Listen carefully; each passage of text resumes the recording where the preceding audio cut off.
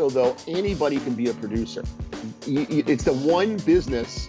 That's why I'm not a big fan of film school, because you spend 4 years going to film school, you spend all this money, and it's the one business you don't need a degree.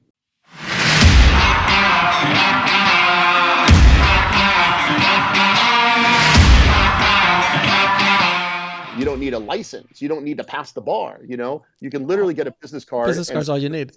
Exactly. So how do you be a producer? Well, what you do is you either write scripts, or you find friends with scripts, or you can go on the internet. There's websites where you can actually search out and find scripts. Find a script that you like. Find 5 scripts you like, and now you have scripts. Now you have projects. Then what is a producer? A producer is really someone who has a project, or knows someone with a project, and then they know someone with money, or a distribution company with money, and then joins them together.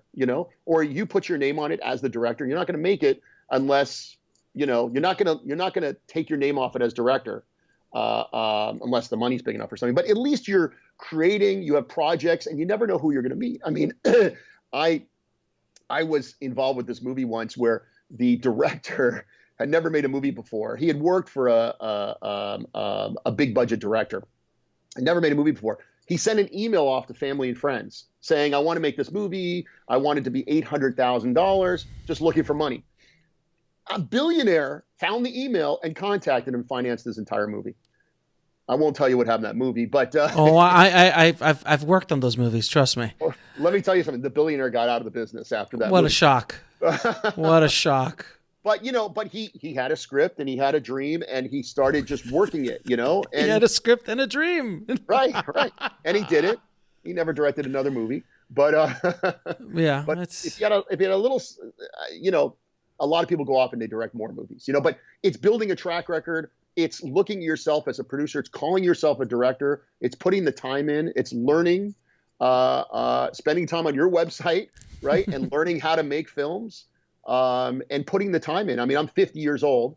In my 20s, I was learning how to make films.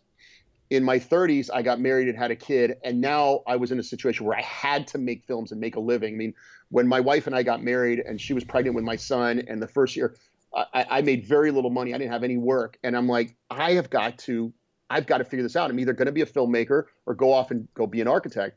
And I decided, something, I'm a writer, director, and producer. And I started putting myself out there, and I was line producing a movie, and the director dropped out, and the producer said, "Well, why don't we co-direct it?" And I said, No. By the way, don't ever co-direct a movie. No. It does nothing for your career. And I said, no. I said, "You direct it." And he said, No, I don't know how to direct. And he says, "You direct it." I said, "Fine, I'll take it." So I directed it. First movie I directed starred Jennifer Carpenter from Exorcism, Emily Rose, and Dexter and all that, and Judd Nelson, and the father from Fresh Prince of Bel-Air, and Michael. My thing just sorry about that. It's all good.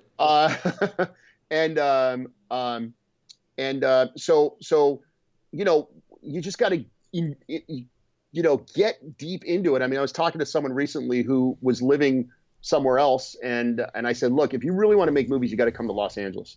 Mm-hmm. This is where it's really happening." I mean, they talk about Georgia, but Georgia's big budget movies. It's hard to get on those movies.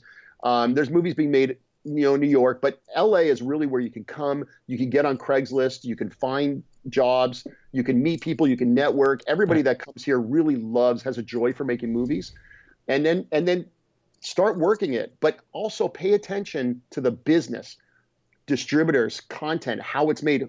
Everybody needs content. So really kind of don't just get stuck in the filmmaking world, but go stop at AFM. Go buy a day pass at AFM. It might cost you $300, but it's worth it to go wander those halls and figure it out. Mm-hmm. So really, really invest time understanding the business of making movies.